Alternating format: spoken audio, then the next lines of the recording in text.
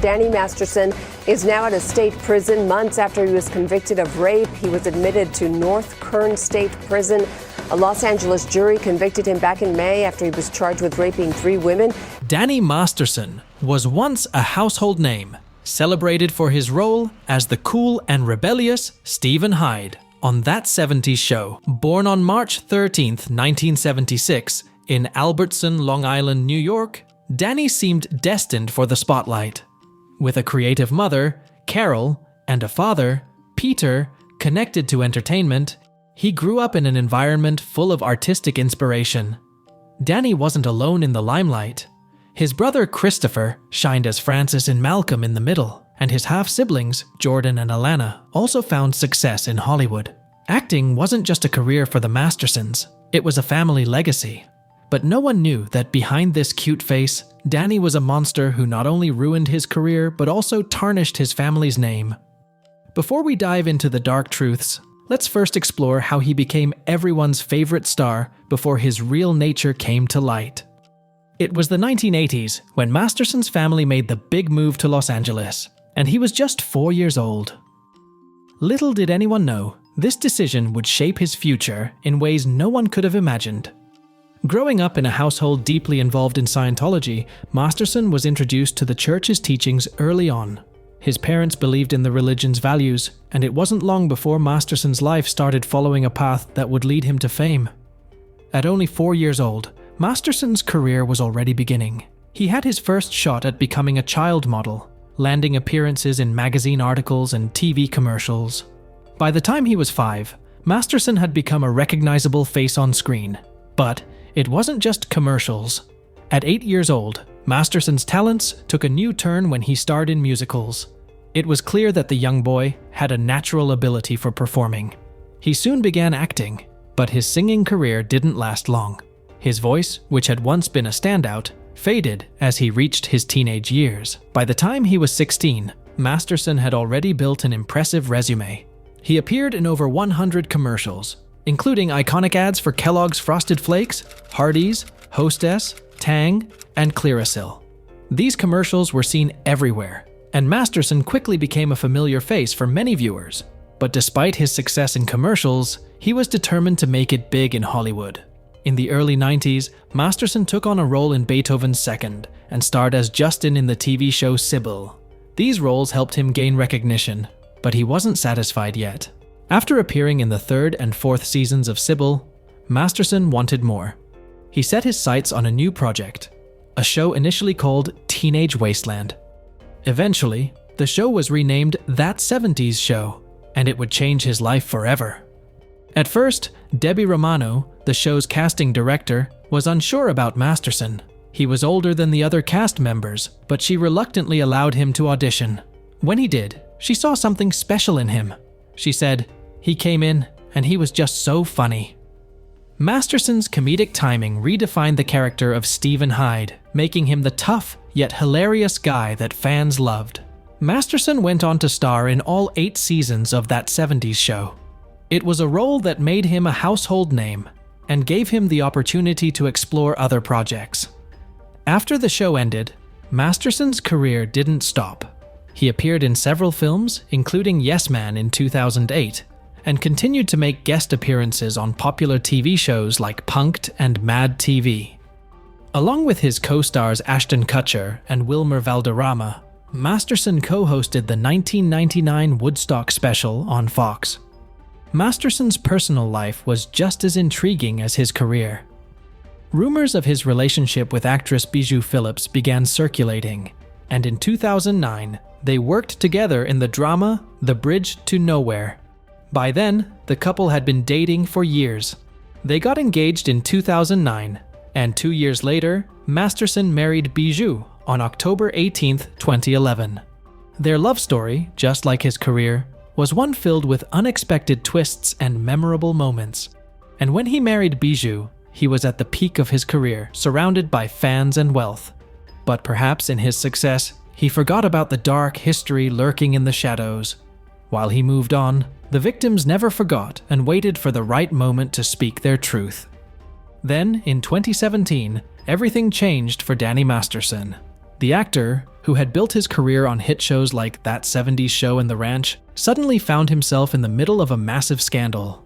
It was the same year when the #Me Too movement was gaining global attention, encouraging victims of sexual assault to speak out and share their stories. Masterson, who had been a popular TV star, was now facing shocking allegations from 3 women. These women had known Masterson during the early to mid-2000s, a time when he was heavily involved in the Church of Scientology. At the center of these accusations were disturbing claims that Masterson had sexually assaulted these women at his home in the Hollywood Hills. According to the women, the assaults happened after Masterson allegedly gave them drinks that made them feel disoriented. They had no idea what was happening to them, and when they realized it, it was already too late. One of the most heartbreaking parts of these allegations was how the women were reportedly treated by the Church of Scientology. Instead of receiving support or encouragement to report what had happened, the women were told to keep quiet. The church, known for its powerful influence and strict rules, reportedly dissuaded them from going to the police. In fact, the women were allegedly victim-shamed and forbidden from speaking out. One woman later said she wished she had reported him sooner to the police, but by then, the damage was done. The victims were trapped in a situation where their faith and loyalty to the church were used against them. They were told that if they spoke up, they would not only be harming their lives, but also endangering their families and their entire community.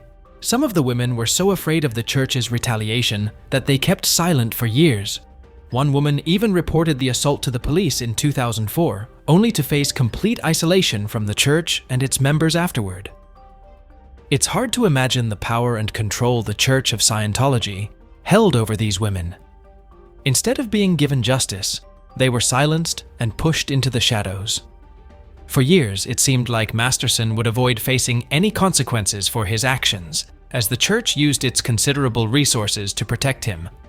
Despite the church's efforts, the truth began to come out. In 2017, after the #Me Too movement had gained traction, and the women felt empowered to share their stories, they finally found the courage to stand up against the actor who had once been a star in Hollywood. But, as we know, speaking out comes with its own set of challenges. Masterson's career, which had been thriving for years, began to crumble. In 2016, he was still starring in The Ranch, a Netflix sitcom alongside That 70s Show co-star Ashton Kutcher. However, when the rape accusations surfaced, Netflix swiftly removed him from the show. This was just the beginning of what would be a long and painful legal battle. In 2019, things took an even darker turn when 4 women filed a lawsuit against Masterson. Among them was Chrissy Bixler, who claimed that Masterson was not only controlling and violent during their relationship in the mid-90s, but that he had also assaulted her. The lawsuit also named the Church of Scientology, accusing it of harassing the women in its attempts to silence them. The church's actions were described as a fair game campaign, where they used every tool at their disposal to intimidate and harm those who dared speak out. The fight to bring Masterson to justice was not easy.